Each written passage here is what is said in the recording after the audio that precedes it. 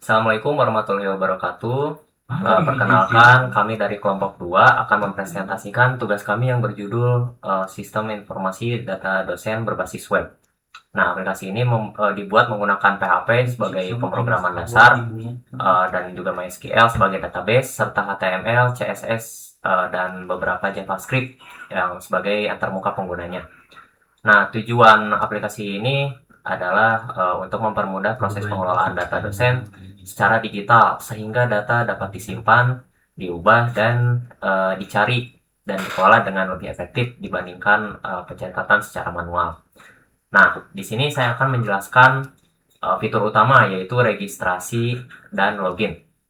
Nah, fitur registrasi ini uh, digunakan agar pengguna dapat membuat akun baru sebelum masuk ke dalam sistem. Nah, pada aplikasi ini, proses registrasi ini dijalankan menggunakan fungsi registrasi di bagian function.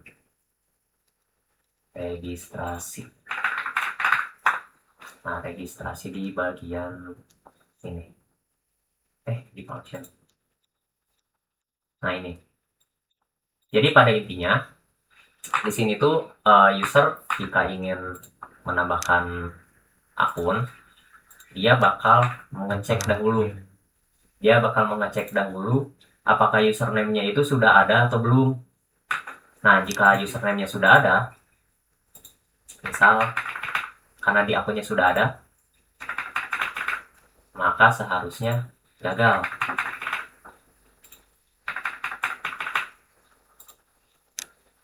Username sudah terdaftar. Nah, jika kita memasukkan user baru,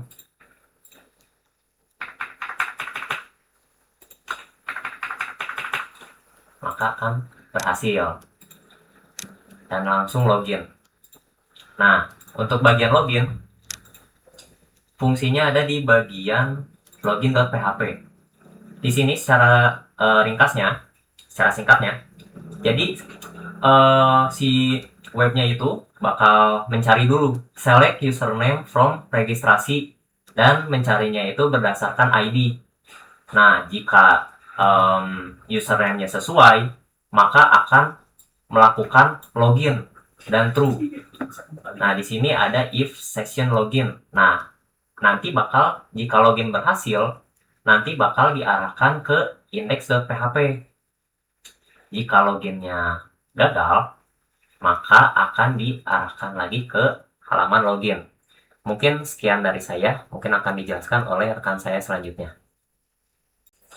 Nah, kali ini bagian saya untuk menjelaskan tentang bagian di halaman dosen, data dosen dan juga data admin. Nah, di sini tuh saya menjelaskan untuk dua file, yakni adalah index dan juga di bagian home. Nah, index ini diperuntukkan untuk bagian dosen dan index ini diperuntukkan untuk sistem admin. Jadi di sini tuh kita membuat agar keduanya tuh saling melindungi satu sama lain. Jadi bagian admin itu nggak bisa mengakses bagian dosen dan juga sebaliknya. Nah, makanya di sini untuk di bagian home, di sini ada session start di sini untuk memulai. Nah, jika insert session dan login header, maka dia ini fungsinya tuh pokoknya untuk ngecek di bagian login apakah akun tersebut udah login. Kalau misalkan akunnya itu udah login, maka dia akan stay. Tapi kalau dia belum, maka akan langsung diarahkan ke file login.php. Dan jika dia login dengan menggunakan role admin, maka dia akan lanjut masuk ke bagian file index.php. Dan untuk di bagian indeks PHP-nya juga sama fungsinya. Ketika dia pertama start itu akan melakukan pengecekan apakah user tersebut sudah login. Kalau misalkan dia udah login, maka lanjut ke pengecekan kedua, cek role. Kalau misalkan dosen, ini tuh kalau misalkan di ACC dia bakal masuk ke bagian login.php seperti itu. Nah, jadi fungsi utama dari kedua function ini tuh untuk melindungi satu sama lain agar data dosen itu tidak bisa diakses oleh admin dan berkebalikan, admin tidak dapat mengakses data dosen seperti itu. Mungkin lanjut. Selanjutnya saya akan menjelaskan beberapa fitur pendukung dari aplikasi kami. Walaupun bukan fitur utama, fitur-fitur ini berfungsi untuk meningkatkan kemudahan pengguna maupun kenyamanan dan keamanan tampilan aplikasi.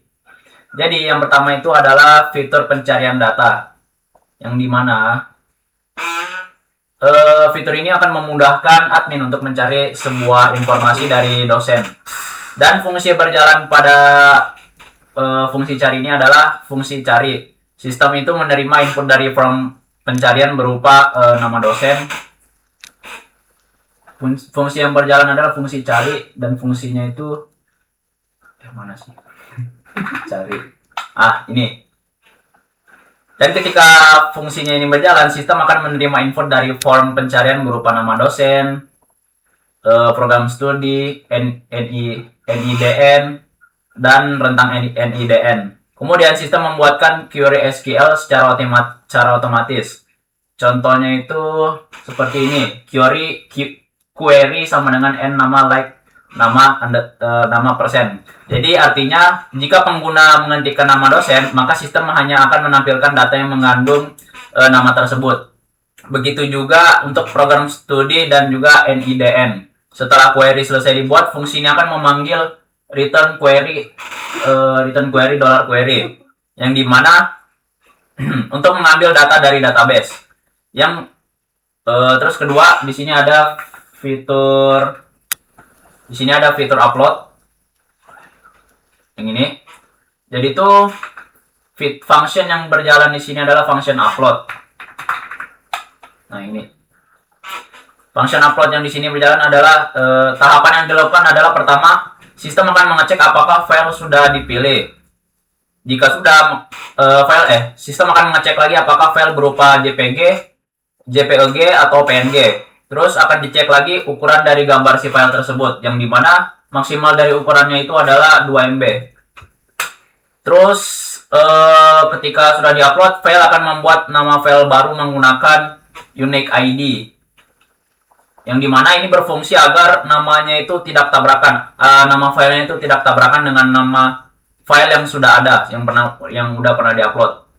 Terus ketika udah diubah dengan unique ID, maka dia akan move upload file, maka akan diupload ke file image menggunakan move upload file yang ini.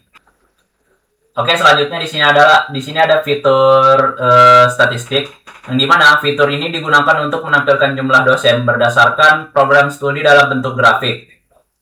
Pertama, sistem akan mengambil informasi dari database menggunakan group by ID, yang dimana sehingga setiap program studi itu akan dihitung jumlah dosennya. Setelah data diperoleh, data tersebut dikirim ke library chart.js. Kemudian si chart.js-nya ini mengubah data tersebut menjadi grafik batang dan juga lingkaran seperti ini. Dengan adanya grafik ini, pengguna dapat melihat ringkasan data dengan lebih cepat dan dibandingkan harus membaca tabel satu persatu. Terus di fitur kedua di sini adalah fitur dark mode, yang dimana fitur ini digunakan untuk mengubah tampilan aplikasi agar lebih nyaman ketika digunakan dalam keadaan malam hari ataupun di tempat yang gelap atau minim cahaya. Ketika tombol dark mode ini dipencet, maka tampilan aplikasi ini akan beralih dari mode terang ke mode gelap atau sebaliknya. Selain itu juga ketika pengguna itu keluar dari aplikasi, maka data itu akan disimpan ke local storage, sehingga ketika aplikasinya itu nanti dibuka lagi, maka yang ditampilin adalah tema yang terakhir kali dibuka oleh user. Dan fungsi yang berjalan di sini adalah function toggle dark dan lain sebagainya. Mungkin hanya itu penjelasan dari saya. Assalamualaikum warahmatullahi wabarakatuh. Saya Muhammad Dafa Perstuarianto dengan NIM 2401069. Nah, di sini saya akan menjelaskan fitur utama pada aplikasi kami, yaitu CRUD, Create, Read, Update, Delete. Nah, fitur ini memungkinkan admin untuk mengelola data dosen dengan mudah.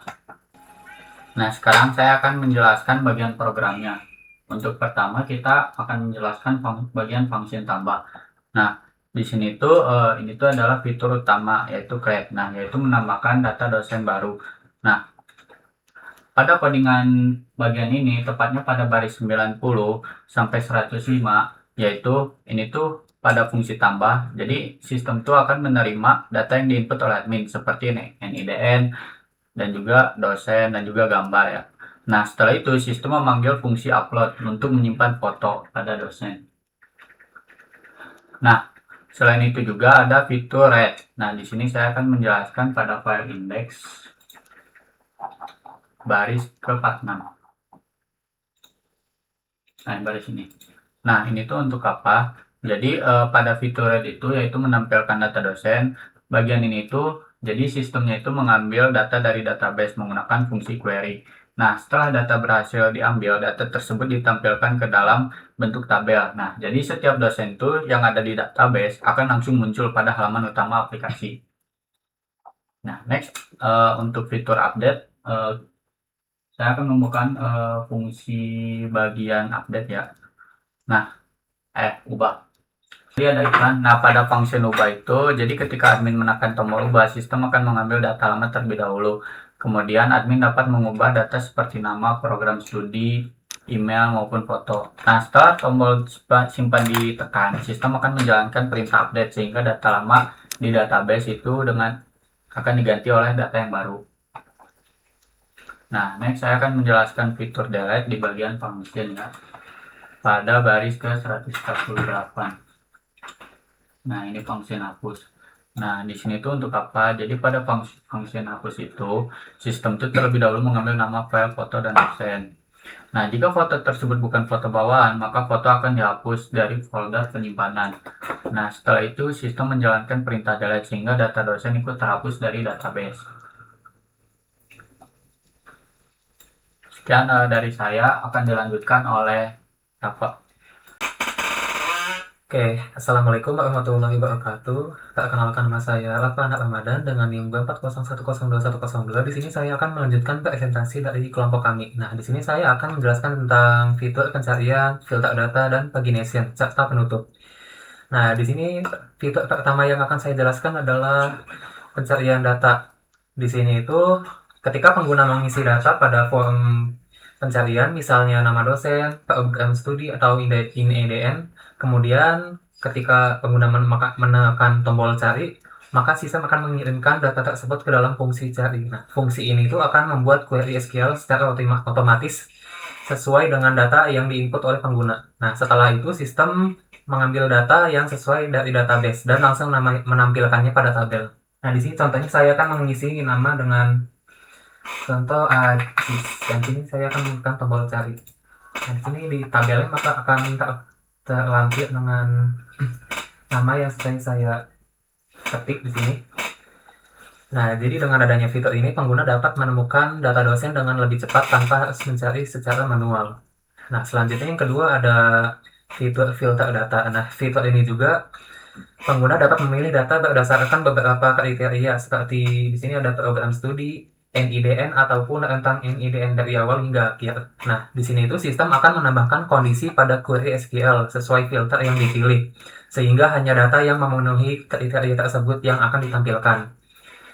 Jadi dengan adanya filter ini, proses pencarian menjadi lebih spesifik dan lebih efisien. Oke. Selanjutnya itu yang terakhir ada pagination. Nah, fitur ini bentuknya itu adalah untuk membagi data ke dalam beberapa halaman, sehingga seluruh data tidak ditampilkan secara sekaligus. Di sini contoh saya akan mereset tabelnya. Nah, pada aplikasi ini juga setiap halaman menampilkan 3 data dosen. Nah, di sini sistem terlebih dahulu menghitung jumlah seluruh data, kemudian menentukan jumlah halaman yang diperlukan. Di sini ketika pengguna memilih halaman berikutnya, sistem hanya akan mengambil data sesuai halaman yang dipilih. Ini contoh saya akan ke halaman kedua. Nah, sini muncul ke halaman kedua. Nah, jadi dengan cara ini, tampilan aplikasi menjadi lebih rapi dan proses menampilkan data menjadi lebih ringan. Jadi, kesimpulannya itu, dari fitur-fitur yang telah saya jelaskan ini, dapat disimpulkan bahwa pencarian, filter data, dan pagination dibuat untuk memudahkan pengguna dalam mengakses informasi. Nah, di sini tuh fitur pencarian membantu pengguna menemukan data dengan cepat, filter membantu menampilkan data sesuai kebutuhan, dan pagination membuat tampilan data menjadi lebih rapi dan nyaman ketika jumlah data semakin banyak. Jadi ketiga fitur ini saling melengkapi sehingga proses pengelolaan data menjadi lebih efisien dan mudah digunakan. Jadi demikian penjelasan dari saya mengenai fitur pencarian, filter data, dan pagination.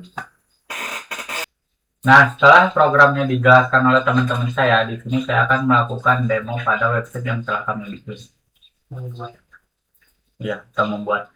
Nah, di sini kita menggunakan username admin dan password admin sebagai POV dari adminnya. Nah, tapi di sini saya akan menggunakan fitur registrasi. Misal Dava Siregar. Oh ini ya. Nah, passwordnya itu Dava 123, konfirmasi Dava 123. Daftar. Oke. Nah, kalau setelah registrasi otomatis kita tuh login gitu. Nah, di sini ada beberapa fitur yang dimana cukup penting. Nah, pertama tuh ada fitur statistik per prodi, misal di ekonomi itu ada berapa orang. Nah, tapi kan di sini ada 2 orang ya, informatika, ekonomi, dan sistem informasi. Nah, terus di sini ada bagian distribusi juga. Terus selain itu juga di sini kita bisa melakukan pencarian ya berdasarkan kategori yang kita mau. Misal di sini ada JIS, kita search JIS. Nah, bakalan muncul namanya JIS ganteng banget. Nah, terus di prodi juga kita bisa memfilter ya, misal informatika. Kita tinggal cari bisa. Dan yang lainnya juga seperti itu. Nah, di sini ada 2 halaman. Ada halaman 1 dan halaman 2. Jadi semisalnya kalau listnya itu banyak, otomatis bakalan bikin 2 halaman atau lebih. Nah, kita juga bisa menambahkan data dosennya. Misal 1, 2, 3, 1, 2, 3. Namanya itu Budi. Jurusannya itu teknik atau sistem informasi. Namanya kita random aja. Itu foto gak usah, kita pakai default aja.